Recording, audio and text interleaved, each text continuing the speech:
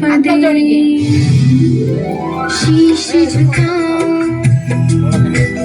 फिर लगाऊं, शीश झुकाऊं फिर लगाऊं, आपका आशीष पाऊं मैं, तन मन अर्पित जीवन मेरा, तन मन अर्पित जीवन मेरा, चरणों में ही लगाऊं मैं।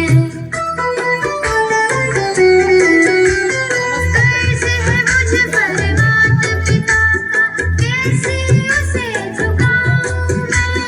कर्ज है मुझ पर माता पिता का, कैसे उसे चुकाऊं मैं।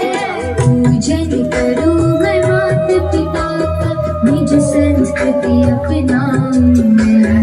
गुरुवर के संकेत पे चलकर जीवन सफल बनाऊं मैं।